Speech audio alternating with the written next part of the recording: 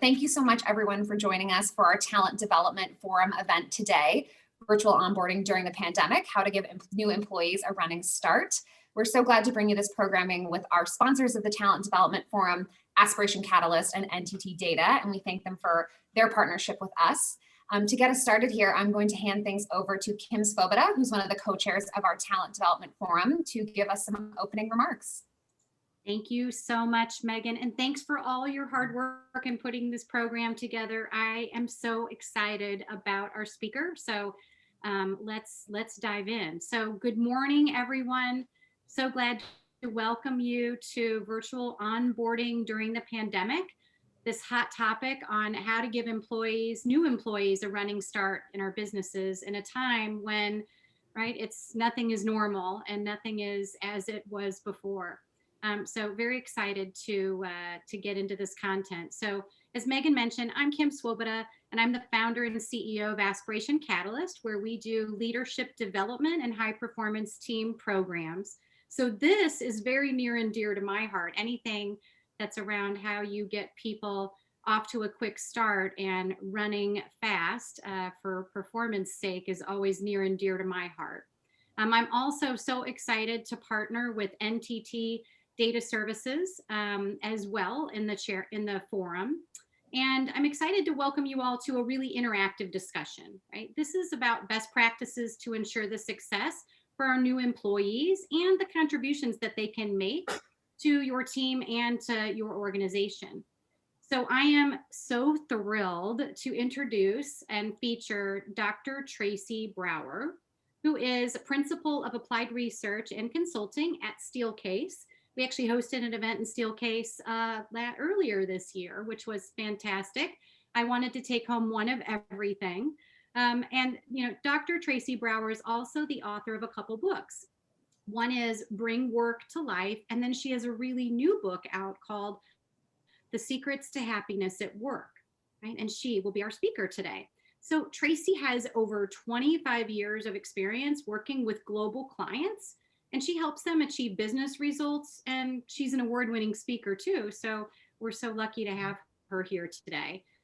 We're very happy to have the opportunity to hear from her and share her expertise on this really important topic about optimal onboarding, especially during the pandemic.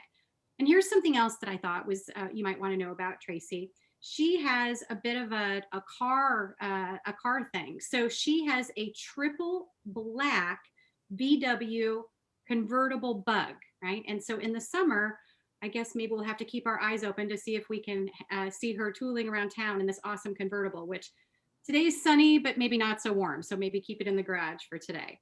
So before we get to Tracy, I do have a few instructions that I want to share with you. So as an attendee, you're muted for the first portion of the event, right? But we invite you to keep your video on and then stay active during the chat as Tracy is presenting. There is going to be time for you to be unmuted and ask questions. So don't worry, that will happen during the second half of our event today. And there's also a few ways that you can interact with us during the conversation today, right? So we encourage you to use the chat feature, right, in the Zoom throughout the discussion to share thoughts with your fellow participants. So chat away. We'll also have time for questions at the end of the meeting. So be thinking about what those questions are as we're going through the content. We'll be prompted I think around 30 minutes into our meeting today.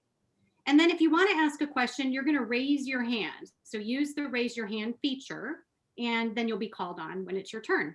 So you can actually find the raise your hand button by hovering your mouse over the participants button, and then a taskbar will appear as the one that you see at the bottom of your screen right now. So thank you again, everyone, for joining us today. I think we have over 100 participants today, so that is really fantastic. It's going to be a fascinating conversation. And without further ado, I'm going to turn over to Tracy to get us started. Wonderful. Thank you for that wonderful introduction. I really appreciate it. Yeah, driving around in my little classic VW Bug, we don't go very far. We have a very short radius. It's the radius around which our mechanic is located. It's fun, but it's exciting in terms of unexpected fun sometimes. And thank you to the Executives Club for having me, for having us. Thanks to Lynn Forden for making the connection. Really, really looking forward to talking to you today. You know, I get to talk to so many groups across the country, and it is just lovely to be among Midwestern people. We Midwesterners are just brilliant and wonderful. So thank you for having me, and really looking forward to the discussion about virtual onboarding during the pandemic. You know, I meet with so many customer groups and they have questions about onboarding. This is so germane, and it's one of the things that feels especially challenging through the pandemic because of the importance of the choices we make, because of the importance of the way that we bring people in. So I will share plenty of research today. As context, we have been talking to so many groups as an organization, no less than 351 groups from all kinds of customers and influencers.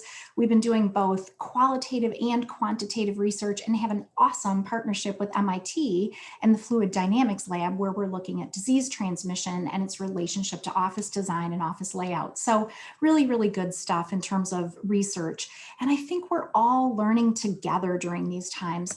That's one of the things that's been so interesting about the pandemic is that none of us have ever been through it before. And we have this crazy, awesome opportunity to learn not only about ourselves, but to learn from each other as well. We believe that this will be the most significant reinvention of work in our experience. This is a moment. We are able to come back from the coronavirus. We can be responsive to the pandemic, but our real opportunity as business leaders is to accelerate, to use this as a positive trigger to go to places where we might not have been able to go as quickly before. I wrote an article for Forbes about cool new tech trends. And for the article, I interviewed the person in charge of technology and emerging technology for the Consumer Electronics Association. They're the ones that put on the Consumer Electronics show every year, or they used to until they had to go virtual.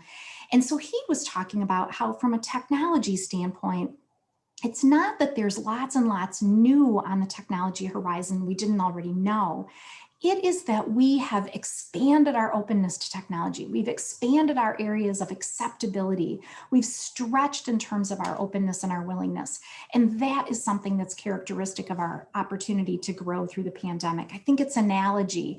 It's real in terms of technology, and it's analogy in terms of where we can take our businesses, where we can go, and the positive catalyst that this pandemic can actually be for us. So here's a question for you. We'd love you to put the answer here in the chat. And so the question is, how much hiring have you done since the pandemic? A, more than pre-pandemic. B, about the same as pre-pandemic. C, less than pre-pandemic, and that is continuing. Or D, less than pre-pandemic, but it's coming back. We're super curious about your perspectives here. Our experience talking to lots of customers and organizations is that there's been a real ebb and flow in hiring. And the other thing that we've seen is that certain industries are going gangbusters and other industries not so much. And sometimes it's not what you would expect in terms of which of the industries have really had a great need for hiring. So really curious about your perspectives. So Megan, have I bought enough time? Can you just give us an overall sense of about how many you're seeing in terms of responses? Yeah, it looks like there's a lot of people saying D, less than pre-pandemic, but a handful of A's and B's as well. Perfect. Sounds good. Yeah. So such an interesting time. And so in some ways, all of us have been touched by this challenge to onboard during the pandemic, even if you were bringing people in just as shutdown was happening. This is a moment for talent as well. One of the things that's super important is to realize the best and the brightest always have the most mobility. One of the things that's true about best and the brightest is that they are not people who will be as satisfied to plateau in their career because business is down, or to plateau in their salary because we're taking austerity measures. At the same time, they are the people who have access to the hidden job market. They're the ones who hear about the job before it's posted, get the tap on the shoulder. And so they are even more mobile in a down market. The other thing I think is interesting here is to consider your approaches related to supply and demand. Before the pandemic, we had the lowest levels of unemployment that we've seen historically in the United States. During the pandemic, we saw the highest levels of unemployment that we've ever seen historically. And one of the things that we've seen is that when we're trying to attract and retain in a market where there's very little talent to go around, companies do all kinds of things to attract people. But in a down market, we need to do the same. I saw this scary LinkedIn post not too long ago where somebody said, yeah, we were hiring this person and he was really desperate because it was the pandemic, but we did the right thing and we gave him a fair salary and the benefits that he deserved. And I thought it was scary because it hit the radar screen. Like, of course we would give that person salary and benefits. Of course we would treat that person as a super valued person, even if they were hunting high and low for a job. This is an acid test for cultures. As we have more talent to choose from, we want to continue to put people first, do the right thing for people, and that will demonstrate our culture over time, which will matter over time. So we have a wonderful opportunity as a microcosm of culture. There was a wonderful research study on fundamental needs of all cultures. They studied 60 different cultures and found that there are certain fundamental needs that people have. We want to help group and family. We want to be courageous. We want to be reciprocal and return favors. These have implications for how we onboard people. When we onboard them effectively, we're creating the conditions for teamwork and belonging. We're respecting their experience and they're respecting in turn the experience of others in our organizations.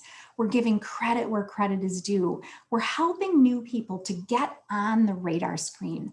I think that's one of the things that's really fundamental about the pandemic is extra validation of what people bring and why we're bringing them in, and extra visibility in terms of making sure that others are even aware of them so they can be welcoming. That validation and visibility have a lot to do with some of these fundamental needs. The other thing that's interesting here is that belonging requires social identity. We talk a lot about belonging as a fundamental need, but it's not just being connected with people. It's not just being in the office with people. It's not just being on a Zoom call with people. It's a sense of shared identity, shared purpose. We are here together for something important. This speaks to onboarding because it's all about how we infuse our purpose, how we communicate what we believe in terms of our values, how we portray ourselves and how we portray how we work with customers so people can become acculturated and so they can become oriented to who we are and how they can make their best contribution. So here's another question for you. You can go ahead and put your answer in the chat as you did before. What do you find most challenging in the hiring or the onboarding process during the pandemic? A, the lack of activity. We're not doing much hiring. B, effectively assessing candidates virtually and their match with us. C, creating a meaningful learning and orientation plan. D, holding new people accountable. Or E, connecting people through the organization. I think this one's really interesting because when we communicate virtually, either when we're interviewing or when we're communicating about our organization, a lot of our senses are shut down. We're hyper vigilant to try to look for nonverbals and to try to sync up with people neurologically, but that's really tougher to do on a virtual screen. And that has implications for us in selection. It has implications for us in communicating, and it has implications for how we get people on board. So Megan, what are we seeing in terms of the preponderance of answers on this one? Definitely a lot of E followed by a smattering of B and C as well. Wonderful, lots of E's. Yes, connecting people through the organization and that assessment and orientation, beautiful. Yeah, that's what we're hearing as well, that those are really tricky things that we are all needing to learn from in terms of the long term. So here's one of the things we can do effectively to onboard. It is all about proximity. Proximity, sociologically speaking, is one of the #1 determinants of relationship. It absolutely drives who we're close to, how close we are. There was a brilliant PhD study that was done a while ago. And this PhD person had people connect and communicate in different ways. Some of them were emailing and connecting through what they felt was across the organization. Some were connecting and communicating across the nation. Some were connecting and communicating across the globe. Their follow through, follow up was exactly correlated with their perception of distance. When they thought they were collaborating with somebody across the company, they were much more likely to be following up and following through than if they were collaborating across the nation or collaborating across the globe. The trick in the study is that they were all sitting next to each other in conference rooms and they didn't know it. Perception of proximity is super important. So our role in onboarding is to create proximity. Even if we can't do it physically, we can do it virtually in terms of combining people on tasks, in terms of connecting them both socially and in terms of their responsibilities, in terms of giving people sort of orientation to our culture. We'll go into more of this, but creating proximity is a really, really important thing. Getting people on the radar screen and creating community. Community is really about belonging, which we talked a little bit about. It's also about a common sense of purpose and common goals, and it is about resilience and levels of trust, so people have a sense of psychological safety. The other thing to know here is that task tends to drive bonding more than just social. So this is true if you have an existing team. If you go out and do a high ropes course for team bonding, great, more power to you. You'll remember it forever and you'll tell stories, which are beautiful things. But you will actually create stronger bonds if you connect people through their task and their responsibility. That's how we tend to create the strongest connections. And that has implications for onboarding. You want to pull people into task. You want to pull people into contribution. You want to pull people into substantive work as quickly as you can, balanced with their opportunity for just quote unquote learning, which we'll talk about in a minute. But especially when we're virtual, that is what gives them the chance to roll up their sleeves and for other people to get to know their skills as well. Another thing to think about in terms of onboarding is social capital. I like to think about social capital as it's kind of like the netting or the webbing across a relationship. Social capital are those relationships that you have with people. They help you learn from other people. They help you feel connected. They're really good for the individual because they give you a greater sense of fulfillment. I feel connected with my colleagues. I feel like I'm able to make a difference and they make a difference to me. It's also really good for the company because if I can figure out as an individual how to get things done more effectively, more efficiently through the system, the company benefits because they get the benefit of that effectiveness and efficiency. You can think about social capital as a bank account.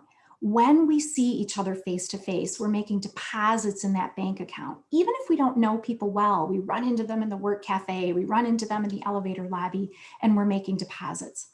The challenge through the pandemic has been that without seeing each other in person, thank goodness for virtual connection, that's all good, but it's not the same. When we can't see each other in person, we tend to make withdrawals from that social capital account. The problem with a new person, the challenge with a new person is they don't have a balance in your organization yet. They might have a balance in their broader network, but not necessarily in your organization. So your challenge is to be really intentional about social capital. Have them think about social capital, educate them about how the connections are best made in your culture, and create opportunities for those connections to occur so they can start making those deposits in social capital. So here's a question for you.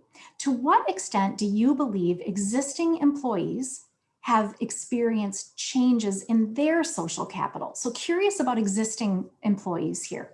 A, they've seen a decrease in their social capital. B, their social capital hasn't been too affected. C, social capital has declined for lots of us. Or D, what's social capital again? So go ahead and give some thought to this one.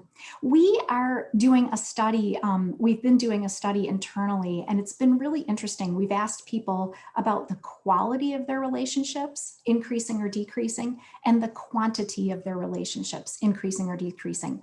and really plotting those over time. One of the things that we've seen externally is that there's been this migration to less quality and less quantity, and that has been correlated with the length of time we've been away. So we have an opportunity to rebuild for sure, glass half full.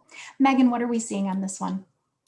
So we're getting only A's and C's. It's a split, but it looks like there are more C's than A in this case. Okay, sounds good. Sounds good.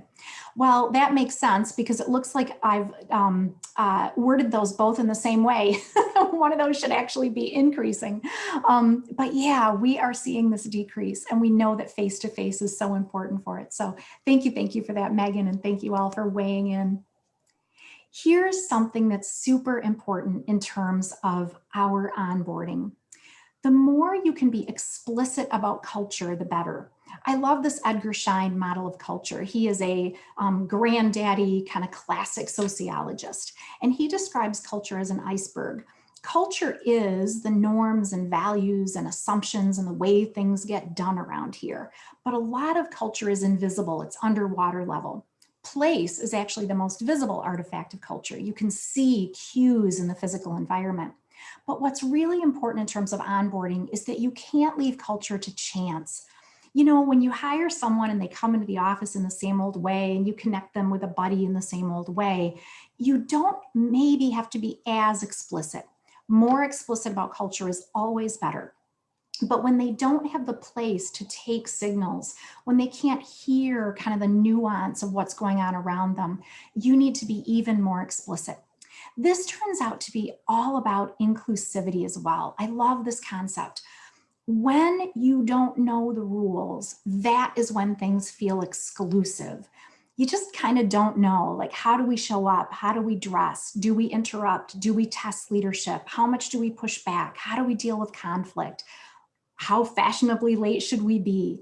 All of those tend to be unwritten rules. And if you don't know the rules, you feel like an outsider. When we can be more explicit about the unwritten rules and make them more written, quote unquote, we actually build inclusivity. The other thing to think about here is the immune response. Anytime we bring somebody new into the organization, there is an immune response that happens. We tend to surround that person with kind of quote unquote our white blood cells. Funny to be talking about this during a pandemic. And what will happen is if that person is too different than the existing culture, they may get sealed off and they may have a really hard time being successful. We want to try to connect them out from that insular. We want to connect them out from that insulation as much as possible so they can be successful. When we're hiring, as you know, we want to not just hire for culture fit, but hire for culture stretch. The right amount of stretch so people can pull us along, push us along, but not necessarily break the culture that's working for us today. The takeaway here is be super explicit about culture in order to be successful with virtual onboarding. Here's another question for you. To what extent have you typically provided explicit information about your culture during onboarding? A ton, B, somewhat, although it's not formal. C, not so much. It's really been about other things. Or D, let me get back to you on that. Maybe you need another cup of coffee this morning. Yeah, this one's interesting because we often kind of swim in the water, but don't think about the water. It's kind of like fish don't think about water is a good analogy. But when we can bring culture more to the surface, it tends to be correlated statistically with more constructive, productive culture. So Megan, what are we seeing on this one in terms of people's responses? Looks like a bit of a split between B and C. B and C, somewhat and not so much. Beautiful, that's so good to know. Yeah, this is interesting, right? The language of business tends to be financial. We talk about finances literally. We also talk finance figuratively. We say, oh, I'm not sure if that was the best investment of my time, or boy, I don't know what the ROI was on that project, or I don't know if I really want to invest in this one. We tend to think about balance sheets. We tend to think about in financial terms as figurative terms. But our opportunity is to think more explicitly about culture. What do we value? How do we behave? What kinds of behaviors do we want to foster and catalyze? we're not necessarily managing a culture as a monolith. We are managing behavior. And so when you bring people in, their behavior will right away demonstrate what you value, because you will be perceived as valuing something they're bringing. And that can be a very positive and wonderful thing. So match is the thing that drives performance for the individual and the team in the organization. This is so important as we think about onboarding, because my perfect cultural match may be your hell, it may be your third ring of Dante's Inferno, or vice versa. It's really about match, and match drives performance.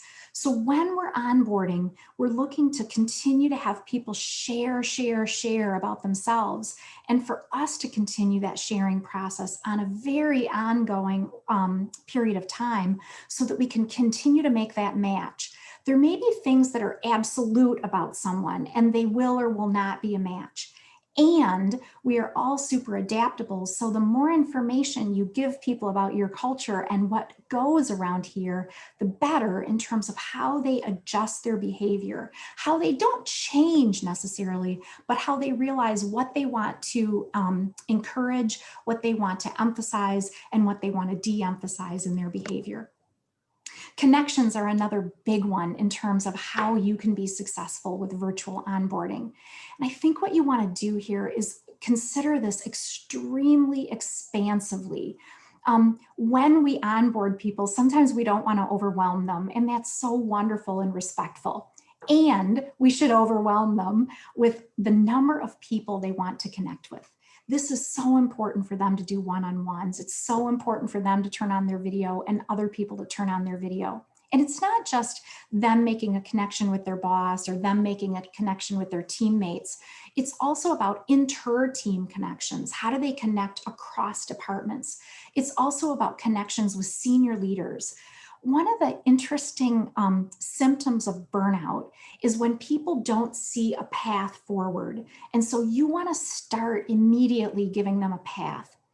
People join a company as a whole. You want them to perform brilliantly in their current job as long as possible, but they've joined you as a company. So those connections with senior leaders, with others outside the team, give them that fertile ground, that landscape that's really expansive for them to find their place and continue to see their place.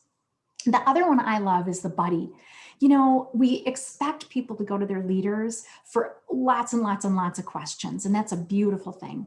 And it's a brilliant thing for them to have a buddy, either inside the team or outside the team at their same level, where they can just ask dumb questions. Hey, I know I should already know this one, but what about this? Hey, how do I get this done? Hey, what about this? Having that buddy, that safe harbor, can be a really, really important part of the process of virtual onboarding. I'll talk about this in a minute, but one of the number one reasons that people stay with an organization is because they have a best friend at work. That is borne out in Vital Friends, a book by Tom Rath that is based on some Gallup feedback. You want to create that first relationship really, really early. That buddy may not end up being their best friend, but it's that person who's kind of assigned to be an early friend. And a lot of times those relationships end up lasting a long time. The key here is safe haven support and let your hair down support for all those crazy questions. It just tends to build trust, and people appreciate that in terms of their safety net and their social capital. The other thing about onboarding is to be extraordinarily intentional. One of the things that we've seen as a trend is that companies have formalized policies and practices that used to be much more organic. That is a good thing in terms of onboarding because it makes it easier to point to things that people need to know. You want to provide both direction and support. There's a wonderful leadership model by Hershey and Blanchard, and it talks about the relationship of your behavior as a leader combined with a capability of followers. The earlier people are, the more nubile they are in their capability, the more they need direction, the more they need formalization, the more they need you to kind of point the way. Eventually, you'll be much more participative and guiding and supportive, but in the early days, that heavy direction is a really good thing. You're giving them the guardrails, and that early period is really those guardrail markers that you're pointing out. And it's not just about learning. I think we have this thing, some companies, and I'll be curious what your perspective is. Some companies love to give people a runway for learning. There was an organization that I worked really, really closely with, and for the first 3 solid months, they never gave any new employee any task to accomplish, no responsibilities other than learning, connecting, doing online learning, doing classroom learning, because it was pre-pandemic. It was only quote unquote about learning. That turned out to be really hard because people didn't have the chance to roll up their sleeves. They didn't have the chance to get to know coworkers through task. They didn't get a chance to prove themselves. I think one of the things that we can be is super empathetic with new employees, especially in the pandemic. They need to get on the radar screen. And a big part of that is proving themselves. You hired them because they're terrific. They don't really have to prove themselves. You believe in them, but they feel like they want to make a contribution. So this opportunity for learning is a really big deal. So here's the question for you. To what extent have you typically provided a learning only period for your employees? A, totally, we believe in this model. B, it varies based on the leader. C, we engage people in task immediately. Or D, well, I'm still reflecting on this one, honestly. So I'm gonna rush us forward on this one, Megan. What are you mostly seeing so far? It looks like a lot of C's coming in first here. Awesome. That's great. Wonderful. Yeah. And this is different for every culture. So I've given you my opinion, but you will have your own opinion, and that's certainly fair. But the more we engage people in task immediately, especially during virtual onboarding, the better it is in general. And I love this as we think about learning. But what if we develop people and then they leave? Worse yet, what if we don't and they stay? So learning and development is utterly crucial, and that is all about onboarding. Learning about the culture, learning about the connections, learning about the network of social capital, learning about the tasks that we need to accomplish. And it's not just about attraction and retention, but also engaging people and developing them. Here's a very cool model that I think is helpful. It's all about people outside circle. The reason people join an organization is because of the organization. They're placing their bet as a place where they can learn, where they value leaders, where they can grow in their career. They stay because they have a best friend at work. We talked about that. The number one reason that people leave is because of their leader. They're not feeling alignment with their leader. Place has a role in all of these. You walk in and you see and you take cues about the place. You have a place where you can connect with coworkers and make friends. Leaders are present and accessible. All of that matters, and that will continue to matter as we get back to the real world after the vaccine. There are implications for space in terms of how we onboard. We want to make sure that we're accomplishing and accommodating individual needs as well as team needs, that space can ebb and flow based on what teams and organizations need, and that we're combining the digital and the physical. This will be our bridge. Our digital is our bridge while we're not in the office. Our bridging digital and physical will be our bridge going forward. We know that work from home, even in a tiny proportion or in a larger proportion, depending on who you are, is probably here to stay. But work is so braided that it will be important that digital and physical come together, and that we're able to bring people in when we onboard, when we're just coming back, and in order to reduce presence disparity when we're back in total. So here are some tactics. We talked about some thinking processes and some strategies for onboarding, just basic tactics. Provide tools and technology immediately. This goes without saying, but I hear so many stories about people who say, yeah, I didn't quite have my laptop in time, or my this wasn't working, or my that wasn't working, which can be really disempowering. You want to meet regularly. I heard from a leader not too long ago, and he said, I never have meetings with my staff. I don't believe in meetings. I think meetings are terrible. And I politely disagreed. I think meetings are an opportunity for us to come together, see each other, have a common set of purposes. And those are important for one-on-ones with new people. They're important for new people to be in the group so they can get a sense of the nuance of how we work together. Keep video on, make sure you've got opportunities to connect no matter what, even if it takes time. So as we're onboarding during the pandemic, here's what we need to think about. Be super, super intentional. I think there are so many times when you can kind of bring somebody in and it happens organically. You welcome them into the office and you show them where they sit and bada boom, the rest falls into place. But we have to be so much more intentional with the pandemic. We also want to be super focused on giving people tasks, contributions, opportunities to roll up their sleeves, opportunities to validate and be validated and be visible. I'm really liking the V's in the validation and the visibility. And it's all about creating belonging, social identity and connections, and really being explicit about what we expect, about what goes around here, about the behaviors that we want. So that intentionality and that being explicit go together as well. So with that, let me turn it back to you all. Megan, I think you're going to facilitate our Q&A session, and we'd love to hear from you what you're thinking about this topic. Wonderful. Well, first of all, Tracy, thank you so much for that incredible presentation. There's a lot of takeaways for all of us in there. So for all of our attendees, as we mentioned before, you can use the raise your hand feature if you'd like to come on video to ask a question to Tracy. And you can also put them in the chat and we'll go through them as those come through. But to start us off, I know that Jessica has a question. So we'll have her take herself off of mute and come on video to ask her question for Tracy. Yeah, I was thinking about virtual communication and helping people connect with others and talk with others. Why has communication been so difficult in this virtual environment? Oh, I love that question. You know, I think it's really hard because if we think about it from a neurological standpoint, we want to get in sync with people. I know this might sound a little woo-woo, but it's actually real. We have mirror neurons and we're always reading nonverbals and we're trying to get in sync with people. When we're in the office together, you see this in terms of postural echoing. I lean back and you lean back, you lean forward, I lean forward. Those are ways that we actually send important messages about our relationships. And when we're on video together, it's really hard neurologically to get in sync. I'm watching the nonverbals of so many people on the screen that I literally can't get in sync with everybody. So that makes it exhausting.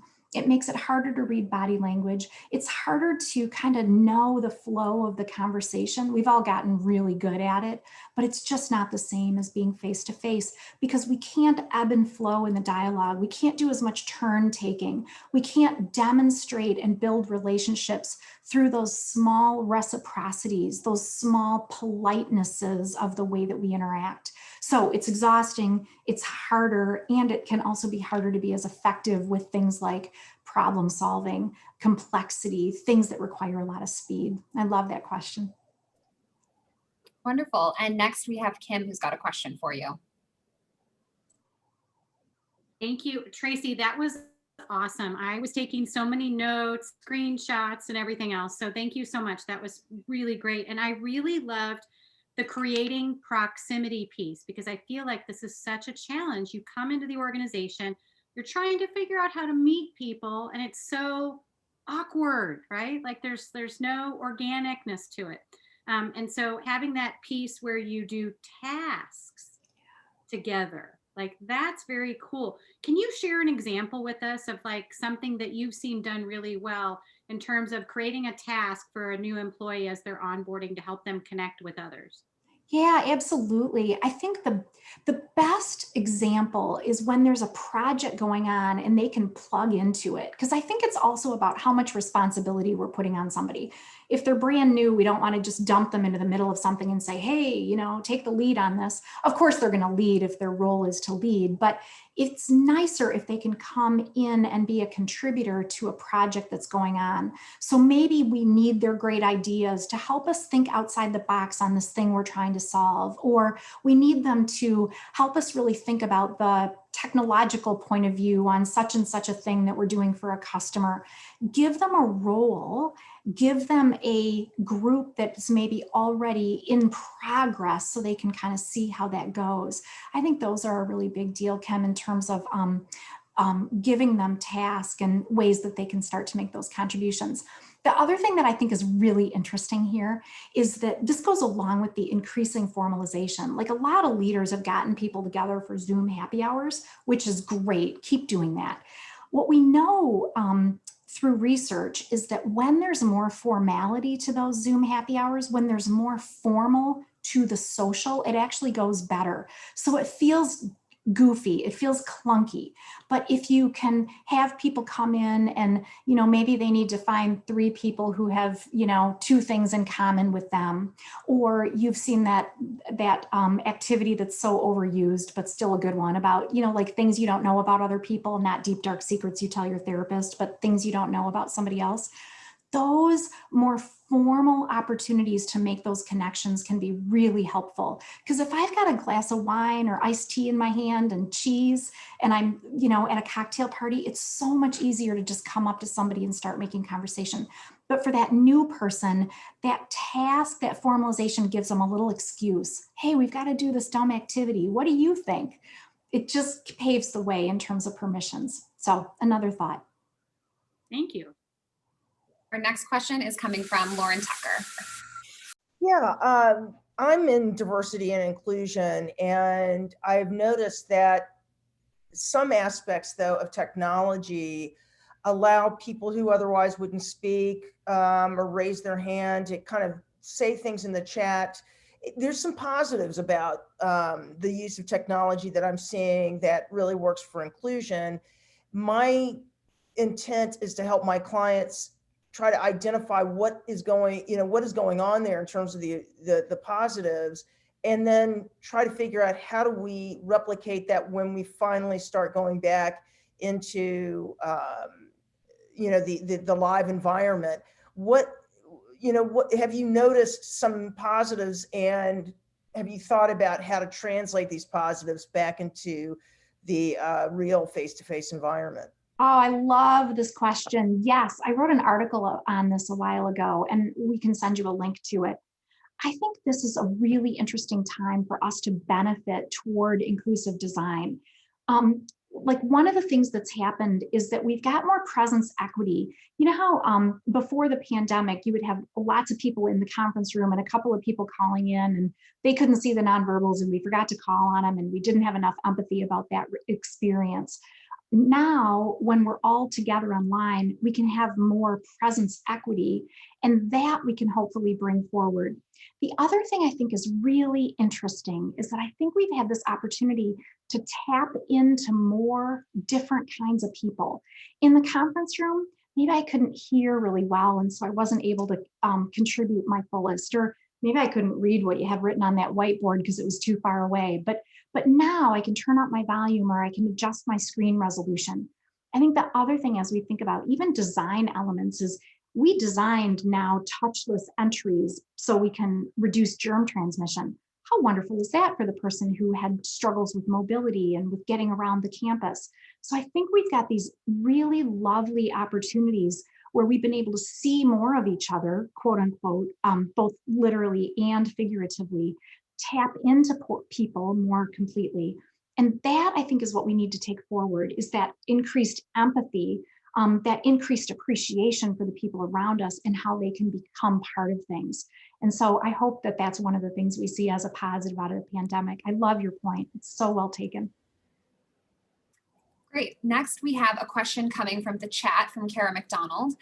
For teams that will always be virtual, even after the pandemic, what advice would you have for how often in-person meetings or events or gatherings like that should be planned and handled? Yeah, oh, that's so important, isn't it? And it's always such a trade-off in terms of cost and time and distance. Like if your remote team is, I don't know, scattered around Chicago, that's really different than if your remote team is scattered around the globe. I think a really important thing to think about is the ebb and flow of projects, the ebb and flow of the work. Like it's super helpful if you're kicking something off together to get together at the beginning and kind of establish ground rules, protocols, how you're going to work together, kind of that familiarity with each other. And then at key milestones, those are great moments to get together. I think you want to think about getting together probably at least a couple times a year. Sometimes quarterly feels like too much, but at least a couple of times a year. But again, that might ebb and flow with your project. Maybe you get together at the very beginning, then there's a milestone 3 months in, then it's another 6 or 9 months before you get together again for some kind of a celebration. whatever that right cadence is for you, I think more is better, but also making sure that everybody can come, because I think that's one of the things that we miss as well, is when we get people together in person, having that 100% participation is such a big deal, because if a couple of people are excluded, then they're not part of the in-group, right? Then they're not part of the inside joke because of the thing that happened when we were walking to dinner. Those are not necessarily designed as exclusionary activities, but that can be the unintended consequence. So that would be the other thing I would say, is just make sure that when you have those, you're as inclusive as you can be. Great. And another fantastic question here in the chat from Megan Dugan. What should we consider when combining both a learning and task-focused onboarding process? Yeah, I love that. I think your considerations have to do with proportion. Like maybe you want at least a 50-50 proportion of just quote unquote learning and the task stuff. And I always put just in quotes because learning is critically important. It's so important for everybody, no matter where they are in their career. But I think one consideration is proportion of time. I think another consideration is where they are in the organization, right? Like if you're hiring somebody into a leadership role, they're going to have more credibility if they can lead from the beginning, if they can have certain things where they are going ahead and leading. I think another consideration as you think about combining the learning and the task is the kinds of work that you might consider connecting them with outside of your immediate team versus inside of your immediate team. One way to plug them into task that is lower risk, like if they're not ready for your team tasks, intra-team tasks, you might be able to plug them into some inter-team tasks, because you want to keep the risk relatively low in terms of the task contribution they're making. So it's still an opportunity for them to learn, for them not to feel a great level of concern neurologically, but so that they are creating the space where they can make that contribution. So those would be three considerations. The proportion, the level, and the inter team would be interesting things to consider as you're creating that mix. Our next question comes from Dana Felix. Do you have any resources for companies that need to define their culture in a more explicit way than they have in the past? Yes. I've written a ton on this topic and we can send you links. I think that what you want to think about from a culture perspective is, I love where you're going. The more we can assess where we are today and then figure out where we want to be, the better. So I think that assessment process is critical. I think another process that's critical is getting to the point that you've got some shared expression of what that culture is, shared expression of how you want to behave, common language, but also a shared process where people have helped to invent it. You don't necessarily have to give everybody a vote, but you want them to have a voice. As you think about a successful culture, it is a culture that balances both stability and flexibility, both, and it balances external and internal focus. So you need number one, a super clear sense of mission, leadership direction, leaders setting vision and goals and objectives. Number two, you need a really clear sense of consistency, core values, how you handle conflict, how you stay within the lines and replicate so that you're efficient. Number three, you need a really great sense of involvement. People who feel like they can participate, they're empowered, they're learning all the time so they can make an important contribution. And number four, you need a great sense of adaptability, customer focus, ability to create change, ability to learn on the fly in the trenches organically. Those are some of the high points of a really successful culture. But you want to put those in your own words, in shared experiences, shared language, and then assessing where you can go in order to close what are always inherent gaps in where we want to be. I think we have time for one or two more here. I've got another great one lined up in the chat from Jessica Childress. What do you recommend for smaller teams, like organizations of 3 to 5 people, where we're hiring and onboarding for leadership roles and one-person departments? Due to the nature of our work, we tend to be a hit the ground running type of organization. Yeah, I think that's the key. I think in a small organization, everything we've been talking about related to task, it matters even more, right? And that proximity that you create, those connections you create are even more important. I think the other really interesting thing about a small organization is that you have got to get it so right in terms of your choices. If you're 4 people and you hire one who, isn't what you were hoping, you've got to make a really early choice about asking that person to leave or hoping that they self-select out, because 25% is a really big percentage. Whereas if you make a mistake in a much larger organization, obviously it's a drop of food coloring in a fish tank. It gets dispersed a lot more easily. And I think that idea of a buddy system is almost like, it's almost like you need relationships with each person to each other person. If you've only got 3 or 4 people, you've got to make sure that not just one buddy relationship is solid, but each of those joining relationships, each of those lines is utterly solid. It reminds me of social network analysis, where you make the map of what the connections are, and then you use a heavy line for strong connections and a dotted line for light connections. And it's okay to have a mix. I think in a small organization, you've got to have solid, heavy lines with every part of that relationship of the whole. Great. And then I think our last question here before we close up is from Leslie. When we are finally back after the pandemic, what are your recommendations for welcoming those who started remotely during the pandemic lockdown? Oh, I love that. That's a cool question. I think we have an opportunity to do really, really special things. Like, this would be pretty cool, right? Could we roll out the red carpet? Could we get them together as a group, as a cohort, and celebrate what they've been through and how tough it's been? Could we ask them about their lessons learned? Could we check in with them and ask them to tell stories which helped them understand the culture? Those would be pretty cool things. I think a lot of times when in pre-pandemic, when organizations started a cohort of interns, they would treat them as a cohort, and they would have activities where they would be getting to know each other. We haven't been able to do that so much now, but as we're welcoming them back, wouldn't it be cool to not only welcome them as individuals, let's do that, but also welcome them as a cohort and really check in with them and hear their stories and celebrate what they've been able to accomplish. That would be pretty cool. Fantastic. Well, thank you, Tracy, for answering all of these great questions that have come from our audience. Before we break for the day, I'm going to turn things over to Jessica, our other Talent Development Forum co-chair, to give us some closing remarks. Thanks, Megan. Hi again, everyone. This is Jessica Boyich. I'm a managing director at NTT Data Services and fellow co-chair of the Talent Development Forum. And what a wonderful presentation we just heard. Tracy, thank you so much. Everyone, please join me in a virtual round of applause for Tracy. Thank you for having me. As a talent leader here in Chicago, I know firsthand these challenges that we all have in our virtual existence with managing culture and communication and values. And this has been really great information to digest. I'm still thinking through right now social capital and how to help people fill up their bank accounts and how we can actively do that. So thank you.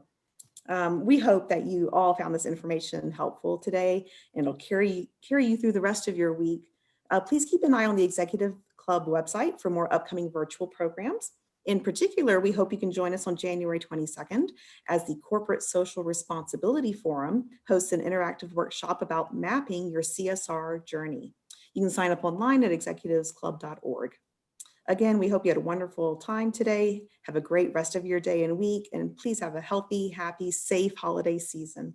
Thanks for joining us, and we'll see you soon. Thanks, everybody. Have a wonderful day. Thank you.